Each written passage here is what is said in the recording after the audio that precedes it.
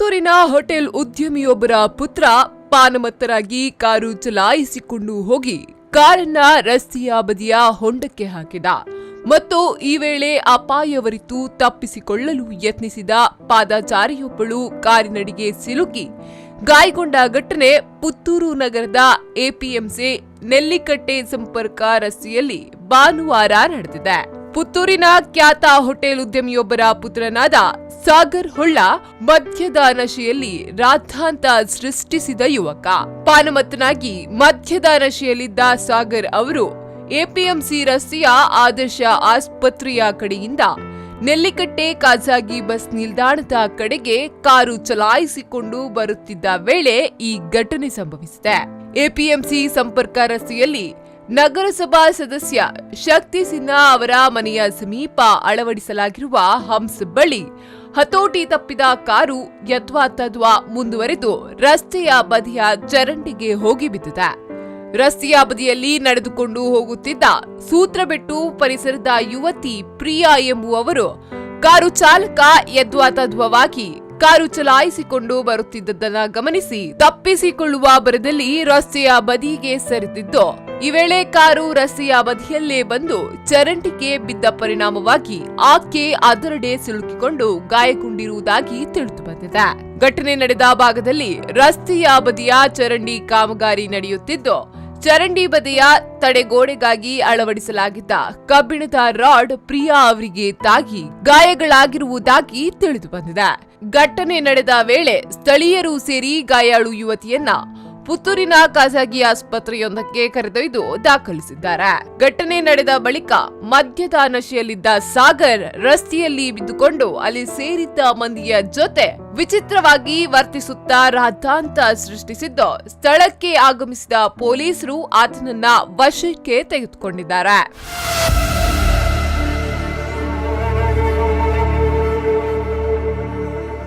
ಮೂಡಬಿದಿರೆಯಲ್ಲಿ ಶುಕ್ರವಾರ ರಾತ್ರಿ ಸುರಿದ ಮಳೆ ಗಾಳಿಗೆ ಪಾಲಡ್ಕ ಗ್ರಾಮ ಪಂಚಾಯತ್ ವ್ಯಾಪ್ತಿಯಲ್ಲಿನ ಕೇಮಾರು ಸಮೀಪದ ಕಜಿಯಾ ನಿವಾಸಿಗಳಾದ ಲಾರೆನ್ಸ್ ಪಿಂಟೋ, ಎಲಿಜಾ ಪಿಂಟೋ ವೃದ್ಧ ದಂಪತಿಯ ಮನೆ ಮೇಲೆ ಮರ ಬಿದ್ದು ಮೇಲ್ಚಾವಣಿ ಕುಸಿದಿದೆ.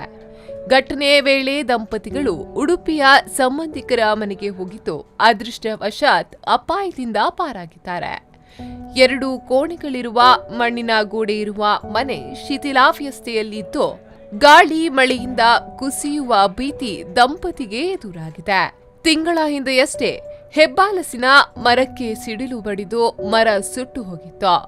ಮನೆಯ ಪಕ್ಕದ ತೋಟದಲ್ಲಿರುವ ಕಂಗಿನ ಮರಗಳು ಧರೆಗುಳಿರಿದೆ. ಇನ್ನು ಗ್ರಾಮ ಕರ್ಣಿಕ ಶ್ರೀನಿವಾಸ್, ಗ್ರಾಮ ಸಹಾಯಕ ಫ್ರಾನ್ಸಿಸ್ ಸ್ಥಳಕ್ಕೆ ಭೇಟಿ ನೀಡಿ ಪರಿಶೀಲಿಸಿದ್ದಾರೆ.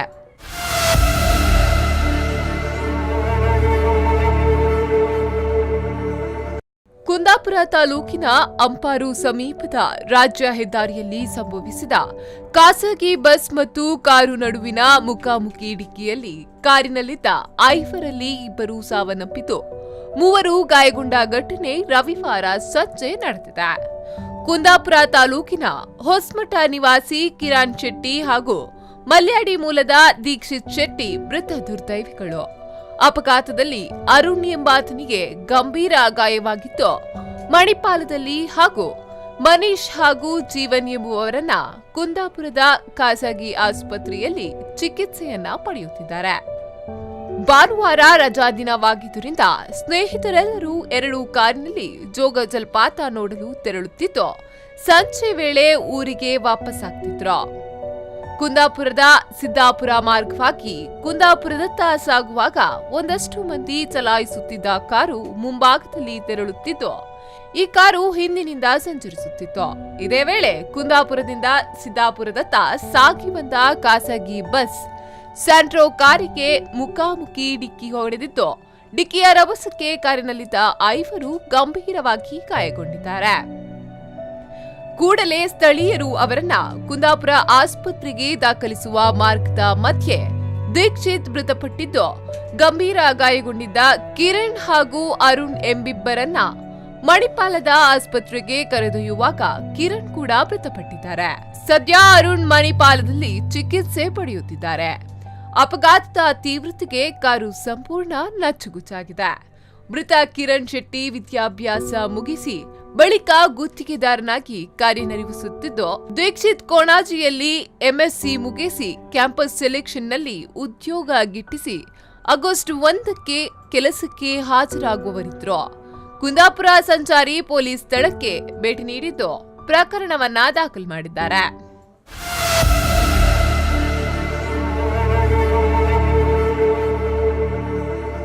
ಕೊನೆಗಾಣದ ಕ್ರೌರ್ಯ. ಉತ್ತರ ಪ್ರದೇಶದ ಸಂಬಾಲ್ ಜಿಲ್ಲೆಯ ರಾಜ್ಪುರ್ ಗ್ರಾಮದಲ್ಲಿ 35 ವರ್ಷದ ವಿವಾಹಿತೆಯೊಬ್ಬಳನ್ನ ಸಾಮೂಹಿಕ ಅತ್ಯಾಚಾರ ನಡೆಸಿ ಜೀವಂತ ಸುಟ್ಟು ಹಾಕಿದ್ದಾರೆ. ಗ್ಯಾಂಗ್ ರೇಪ್ ನಡೆಸಿದ ಪಾತಕಿಗಳ ಹೆಸರನ್ನ ಮಹಿಳೆ ತನ್ನ ಸಂಬಂಧಿಗೆ ಫೋನ್ ಮಾಡಿ ಕರೆಯಲ್ಲಿ ತಿಳಿಸಿದ್ದು, ಪೊಲೀಸರು ತಾನು ಮಾಡಿದ ಕರೆಗೆ ಉತ್ತರ ನೀಡದೆ ಹೋದುದನ್ನ ಹೇಳಿದ್ದಾರೆ. ಪರಿಚಿತರೇ ಅತ್ಯಾಚಾರ ನಡೆಸಿದ ಕಠೋರ ವಾಸ್ತವ ಹಾಗೂ ಸಂತ್ರಸ್ತೆಯನ್ನ ಜೀವಂತ ದಹಿಸಿದ ಕ್ರೌರ್ಯಗಳು ಎರಡು ಬೆಚ್ಚಿ ಬೀಳಿಸುವಂತಿವೆ.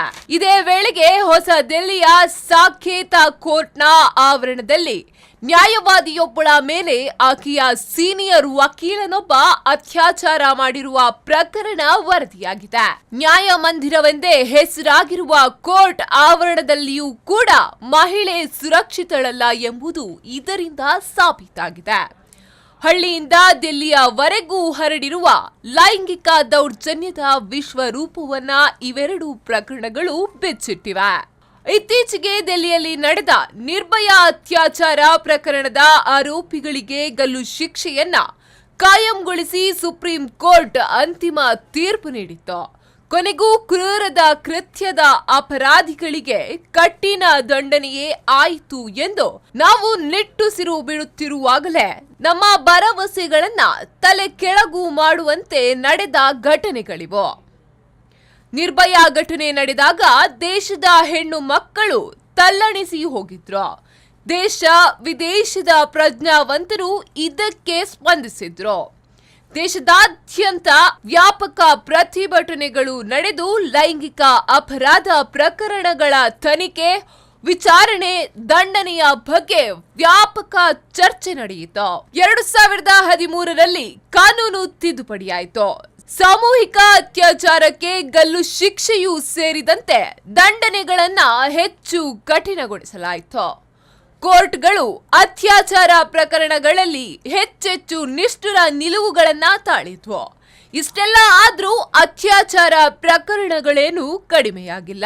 ಉನ್ನಾವೋಗಳಲ್ಲಿ ನಡೆದಂತಹ ಸಾಮೂಹಿಕ ಅತ್ಯಾಚಾರ ಪ್ರಕರಣಗಳು ಹೆಚ್ಚು ವರದಿಯಾಗ್ತಿದ್ದು, ಆ ಪಟ್ಟಿಗೆ ಈಗ ಸಂಬಾಲ್ನ ಪ್ರಕರಣವೂ ಕೂಡ ಸೇರಿದೆ. ಶಿಕ್ಷೆಯ ಪ್ರಮಾಣ ಹೆಚ್ಚಿದಂತೆ ಅಪರಾಧದ ಪ್ರಮಾಣ ಕಡಿಮೆಯಾಗುತ್ತದೆ ಎಂಬ ಮಾತು ಅತ್ಯಾಚಾರದ ವಿಚಾರದಲ್ಲಿ ನಿಜವಾಗಿಲ್ಲ. ಗಲ್ಲು ಶಿಕ್ಷೆಯ ಭಯವೋ ಅತ್ಯಾಚಾರಿಗಳ ಮೇಲೆ ಸತ್ಪರಿಣಾಮ ಬೀರಿಲ್ಲ. ಬದಲಾಗಿ ಅತ್ಯಾಚಾರದ ಬಲಿ ಪಶುವನ್ನೇ ಸಾಯಿಸಿ ಸಾಕ್ಷಿ ನಾಶ ಮಾಡಿದರೆ ಬಚಾವಾಗಬಹುದು ಎಂಬ ತದ್ವಿರುದ್ಧ ಪರಿಣಾಮವನ್ನೇ ಸೃಷ್ಟಿಸಿದಂತಿದೆ. ಈ ಬಗ್ಗೆ ವಿವರವಾದ ಅಧ್ಯಯನ ನಡೆಯಬೇಕು. ಹೆಚ್ಚಿನ ಅತ್ಯಾಚಾರ ಪ್ರಕರಣಗಳ ಆರೋಪಿಗಳು ಸಂತ್ರಸ್ತರಿಗೆ ಪರಿಚಯದವರೇ ಆಗಿರುವುದು ಕೂಡ ಗಮನಿಸಬೇಕು. ಇವೆಲ್ಲವನ್ನ ಗಮನದಲ್ಲಿಟ್ಟುಕೊಂಡು ರೇಪ್ ತಡೆಯುವ ಕುರಿತು ನಮ್ಮ ತಿಳುವಳಿಕೆಯನ್ನ ವಿಸ್ತರಿಸುವ ಅಧ್ಯಯನಗಳಾಗಬೇಕು.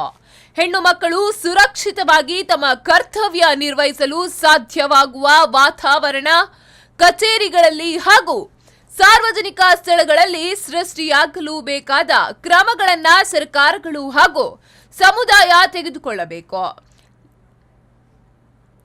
ಲೈಂಗಿಕ ವಿಚಾರಗಳಲ್ಲಿ ವಿಕೃತಿ ಎಡೆಮಾಡಿಕೊಳ್ಳದ ಶಿಕ್ಷಣವನ್ನ ಮಕ್ಕಳಿಗೆ ನೀಡಬೇಕು. ಹೆಣ್ಣು ಮಕ್ಕಳಿಗೆ ಆತ್ಮರಕ್ಷಣಾ ವಿಧಾನಗಳನ್ನ ಹೇಳಿಕೊಡಬೇಕು. ದಂಡ ಸಂಹಿತೆ ಹಾಗೂ ಕಾನೂನು ತಲುಪದಂತ ಪಾಳೆಗಾರಿಕೆ ಮನಸ್ಥಿತಿಯ ಕೆಲವು ದುರ್ಗಮ ಪ್ರದೇಶದಲ್ಲಿ ಬಲಿಷ್ಠರ ಲೈಂಗಿಕ ವಿಕೃತಿಗೆ ಹೆಚ್ಚಿನ ಅವಕಾಶಗಳಿದ್ದು, ಅಲ್ಲಿಗೆ ಕಾನೂನಿನ ಹಸ್ತ ಚಾಚಬೇಕು. ಪೊಲೀಸ್ ವ್ಯವಸ್ಥೆಯ ಶೀಘ್ರ ಸ್ಪಂದನ ದೊರೆಯುವಂತಾಗಬೇಕು. ಸಂತ್ರಸ್ತರು ದೂರು ದಾಖಲಿಸಲು ಅಂಜದಂತಹ ಸನ್ನಿವೇಶ ಪೊಲೀಸ್ ಠಾಣೆ, ಕೋರ್ಟ್ಗಳಲ್ಲಿ ಸೃಷ್ಟಿಯಾಗಬೇಕು. ಈಗಾಗಲೇ ಕೋರ್ಟ್ಗಳಲ್ಲಿ ದಾಖಲಾಗಿರುವ ರೇಪ್ ಪ್ರಕರಣಗಳ ವಿಚಾರಣೆ ಶೀಘ್ರವಾಗಿ ನಡೆದು ತೀರ್ಪು ದೊರೆತು ಅಪರಾಧಿಗಳಿಗೆ ಶಿಕ್ಷೆಯಾಗಬೇಕು. ಅತ್ಯಾಚಾರ ನಿಯಂತ್ರಣ ಕ್ರಮಗಳಿಗೆ ಪೂರಕ ಕಾರ್ಯಕ್ರಮಗಳನ್ನು ಹಮ್ಮಿಕೊಳ್ಳಲು ಸ್ಥಾಪನೆಯಾದ ನಿರ್ಭಯ ನಿಧಿಯ ಸಮರ್ಪಕವಾದ ಬಳಕೆ ಆಗಬೇಕು. ಇವೆಲ್ಲವೂ ಸಾಕಾರವಾದ್ರೆ ಮಾತ್ರ ರೇಪ್ ಸುದ್ದಿಯಿಂದ ದಿನಗಳನ್ನ ಎದುರು ನೋಡಬಹುದು.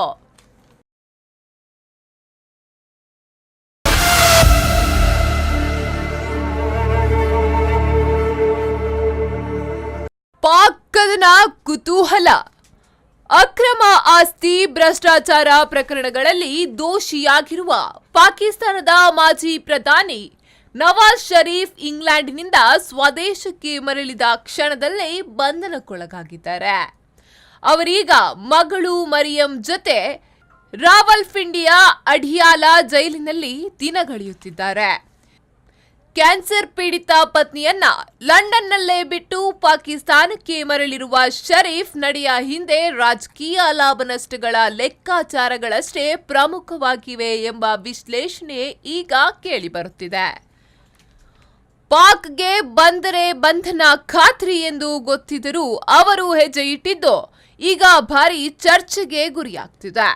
ವಿಶ್ಲೇಷಣೆಗೆ ಕಾರಣವೂ ಕೂಡ ಆಗ್ತಿದೆ. ಜುಲೈ 25ಕ್ಕೆ ಪಾಕ್ನಲ್ಲಿ ಚುನಾವಣೆ ನಡೆಯಲಿದ್ದು ಹಿಂಸಾ ಕೃತ್ಯಗಳು ಹೆಚ್ಚಿವೆ. ಉಗ್ರರ ಕರಿನೆರಳು, ಹಿಂಸೆಯ ಭೀತಿ ಇವೆಲ್ಲವುಗಳ ನಡುವೆ ಜನರು ಹೊಸ ಸರ್ಕಾರವನ್ನ ಆಯ್ಕೆ ಮಾಡಲು ಅಣಿಯಾಗಬೇಕಾದ ಅನಿವಾರ್ಯತೆ ಇದೆ. ಜನರಿಂದ ಚುನಾಯಿತವಾದ ಸರ್ಕಾರಕ್ಕಿಂತ ಹೆಚ್ಚು ಅವಧಿಗೆ ಪಾಕಿಸ್ತಾನವನ್ನ ಆಳಿದ್ದು ಸೇನಾನಿಗಳೇ. ಆಗೀಗ ಚುನಾಯಿತ ಸರ್ಕಾರಗಳು ಬಂದರೂ ಅವುಗಳ ಆಯುಷ್ಯ ಕಮ್ಮಿ. ಬೆನಜೀರ್ ಭುಟ್ಟೋ, ನವಾಜ್ ಶರೀಫ್ ಇವರೆಲ್ಲ ಚುನಾವಣೆಯಲ್ಲಿ ಗೆದ್ದು ಬಂದು ಸರ್ಕಾರದ ಚುಕ್ಕಾಣಿ ಹಿಡಿದವರು. ಇವರ ಆಡಳಿತ ಎಷ್ಟು ಪರಿಣಾಮಕಾರಿಯಾಗಿತ್ತು ಎಂಬುದು ಬೇರೆಯದೇ ಚರ್ಚಾ ಆಯಾಮ. ಆದ್ರೆ ಸೇನಾಡಳಿತದ ಉಸಿರುಗಟ್ಟಿರುವ ವಾತಾವರಣ ಹೋಗಲಾಡಿಸಿದ್ದಂತೂ ನಿಜ. ಪಾಕಿಸ್ತಾನದ ದುರದೃಷ್ಟ ಎಂದರೆ ಅಲ್ಲಿನ ಜನರ ಪಾಲಿಗೆ ಉತ್ತಮ ಲೀಗ್ ಪಕ್ಷ ಕಳೆಗುಂದಿದೆ. ಮಗಳು ಮರಿಯಂರನ್ನ ಉತ್ತರಾಧಿಕಾರಿ ಮಾಡಬೇಕು ಎಂಬ ಶರೀಫ್ ಆಸೆಯೂ ಕೈಗೂಡಿಲ್ಲ. ಹೀಗಾಗಿ ಆಡಳಿತಾರೂಢ ಪಕ್ಷ ಮತ್ತೆ ಅಧಿಕಾರಕ್ಕೆ ಮರಳುವ ಖಚಿತ ವಾತಾವರಣ ರೂಪುಗೊಂಡಿಲ್ಲ. ಮತದಾರರು ಪ್ರತಿಪಕ್ಷಗಳತ್ತ ಆಸೆ ಗಣ್ಣಿನಿಂದ ನೋಡಬೇಕೆಂದುಕೊಂಡರು ಅಲ್ಲಿಯೂ ಕಳಂಕಿತ ರಾಜಕೀಯವೇ ಢಾಳಾಗಿ ಕಣ್ಣಿಗೆ ರಾಚುತ್ತದೆ. ಪ್ರಧಾನಿ ಹುದ್ದೆಯ ಆಕಾಂಕ್ಷಿ ಮಾಜಿ ಕ್ರಿಕೆಟಿಗ ಇಮ್ರಾನ್ ಖಾನ್ರ ಪಾಕಿಸ್ತಾನ ತೆಹ್ರಿಕ್ ಇ ಇನ್ಸಾಫ್ ಪಕ್ಷ ಹೇಳಿಕೊಳ್ಳುವಂತಹ ಜನ ಬೆಂಬಲವೇನೂ ಹೊಂದಿಲ್ಲ. ಅಲ್ಲದೆ ಇಮ್ರಾನ್ ಮಾಜಿ ಪತ್ನಿ ಚುನಾವಣೆ ಹೊತ್ತಲ್ಲೇ ಇಮ್ರಾನ್ ವಿರುದ್ಧ ಗಂಭೀರ ಆರೋಪಗಳನ್ನ ಮಾಡಿರುವುದು ಸಂಚಲನ ಮೂಡಿಸಿದೆ. ಇನ್ನು ಭುಟ್ಟೋ ಕುಟುಂಬದ ಜಹಂಗೀರದ ಪಾಕಿಸ್ತಾನ ಪೀಪಲ್ಸ್ ಪಾರ್ಟಿಯನ್ನ ಮುನ್ನಡೆಸುವಲ್ಲಿಯೂ ಆ ಕುಟುಂಬ ಎಡವಿದೆ. ರಾಷ್ಟ್ರಪತಿಯಾಗಿದ್ದ ಆಸಿಫ್ ಅಲಿ ಜರ್ದಾರಿ ಮೇಲೂ ಭ್ರಷ್ಟಾಚಾರ ಸೇರಿದಂತೆ ಹಲವು ಗಂಭೀರ ಆರೋಪಗಳಿವೆ. ಅವರ ಪುತ್ರ ಬಿಲಾಲ್ ವಾಲ್ ರಾಜಕೀಯವಾಗಿ ಅನುಭವಿಯಾಗಿದ್ದಾರೆ. ಇಂಥ ಕ್ಲಿಪ್ತ ವ್ಯವಸ್ಥೆಯಲ್ಲಿ ಪಾಕಿಸ್ತಾನದ ಜನತೆ ಯಾರನ್ನು ಆಯ್ಕೆ ಮಾಡಲಿದ್ದಾರೆ ಎಂಬುದು ಕುತೂಹಲಕರ. ಒಂದು ವೇಳೆ ಅತಂತ್ರ ಪರಿಸ್ಥಿತಿ ಸೃಷ್ಟಿಯಾದಲ್ಲಿ ಆಡಳಿತ ಸೇನೆ ತೆಕ್ಕೆಗೆ ಹೋಗುವ ಅಪಾಯ. ಹಾಗಾಗಿ ಬಿಟ್ರೆ ಪರಿಸ್ಥಿತಿ ಮತ್ತಷ್ಟು ವಿಷಮಿನಿಸುವುದಂತೂ ನಿಜ. ಪ್ರಜಾಪ್ರಭುತ್ವದ ಸ್ವಸ್ಥ ವಾತಾವರಣದಲ್ಲಿ ಜೀವಿಸಲು ಪಾಕ್ ತಹತಹಿಸುತ್ತಿದೆಯಾದರೂ ಅಲ್ಲಿನ ರಾಜಕೀಯ ಪಕ್ಷಗಳು ಅವುಗಳನ್ನ ಸುತ್ತುಕೊಂಡಿರುವುದರಿಂದ ವ್ಯವಸ್ಥೆ ಅದಕ್ಕೆ ಆಸ್ಪದ ನೀಡ್ತಿಲ್ಲ. ಪಾಕ್ನಲ್ಲಿರುವ ಜನರು ಯಾವ ಸರ್ಕಾರ ತರಲಿದ್ದಾರೆ ಎಂಬ ಸಂಗತಿ ಭಾರತ ಪಾಕಿಸ್ತಾನ ಸಂಬಂಧವನ್ನ ನಿರ್ಣಯಿಸಲಿದೆ. ಈ ಚುನಾವಣೆ ಹೊಸ ದಿಕ್ಸೂಚಿ ತೋರಿತೆ ಎಂದು ಕಾದು ನೋಡಬೇಕಾಗಿದೆ.